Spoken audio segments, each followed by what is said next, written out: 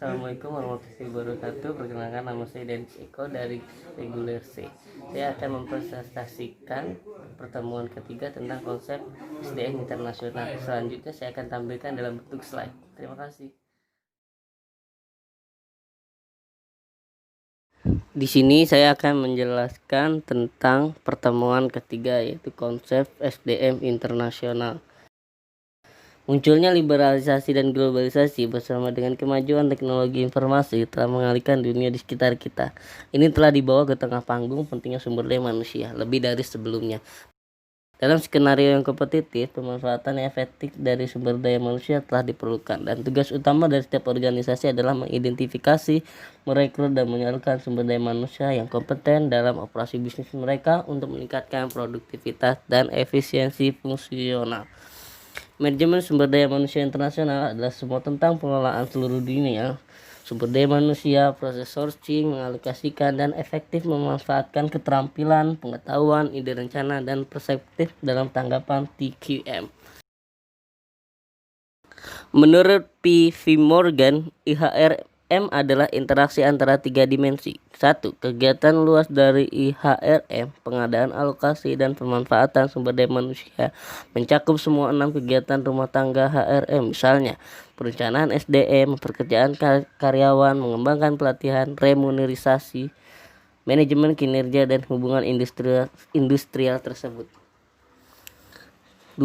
Tiga kategori nasional atau negara yang terlibat dalam kegiatan IHRM adalah: 1. Negara tuan rumah di mana anak dapat berada. 2. Negara rumah di mana perusahaan memiliki kantor pusat. 3. Negara lain yang mungkin menjadi sumber tenaga kerja atau keuangan.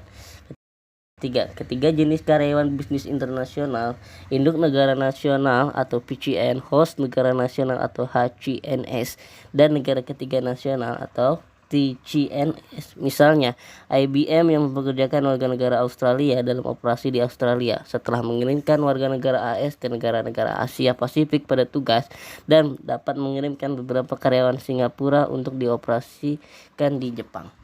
Tujuan dari IHRM: 1. Efisiensi. 2. Sisa kompetitif di seluruh dunia. 3. Lokal responsif. 4. Fleksibel dan adaptif. 5. Mampu mengubah belajar di mereka secara global unit. Salah satu perbedaan yang jelas antara IHRM domestik dan internasional adalah bahwa staf bergerak melintasi batas-batas maksimal dalam berbagai peran dalam operasi asing. Perusahaan internasional karyawan ini secara tradisional telah disebut asing. Ekspatriat adalah seorang karyawan yang bekerja sementara berada di negara asing. Namun, seperti yang ditujukan oleh Dowling, HRM adalah dalam negeri terlibat dengan karyawan dalam satu batas nasional pada tawaran pihak HRM lain dengan 3 warga negara atau kategori negara ekspatriat seperti PCN, HCN, dan TCN. Selanjutnya, bagaimana tugas internasional membuat ekspatriat? Di sini kita harus ingat bahwa IHRM departemen murni heterogen di alam karena berhubungan dengan beragam budaya, yaitu penggabungan dari tenaga kerja global seperti PCN, HCN, dan TCN. Apa jenis orang yang dibutuhkan di mana atau unit mana itu adalah tergantung pada hal-hal berikut. 1. Ketersediaan sumber daya yang berguna manusia. 2. Pembenaran ekonomi atau efektivitas biaya. 3. Motivasi karyawan dan kinerja. 4. Exposure global untuk kebutuhan organisasi. 5. Pengembangan manajemen lintas budaya. 6. Brand loyalty atau ketenaran internasional. Selanjutnya, signifikan ini dapat dikategorikan dalam 5 bidang utama. 1. Tantangan. Pertumbuhan yang cepat dari internalisasi dan global persaingan, dan global persaingan telah meningkatkan signifikan dari MNC, mengakibatkan meningkatnya mobilitas sumber daya. Kedua, meningkatkan tidak ada aliansi dan mergelintas batas dan akuisisi telah meningkatkan pelaksanaan strategi HRM sebagai bisnis global. Yang kedua, komitmen. Dunia pengakuan luas dari manajemen sumber daya manusia dalam bisnis internasional dan manajemen lintas budaya. 2. Jaringan bisnis dan komunikasi horizontal, dan HR memainkan peran penting. Yang ketiga, efektivitas biaya. Kinerja ekspatriat atau kinerja yang baik dari ekspatriat dapat mempengaruhi pangsa pasar dan kerusakan hubungan luar negeri. Pentingnya tumbuh ekspatriat bisnis internasional.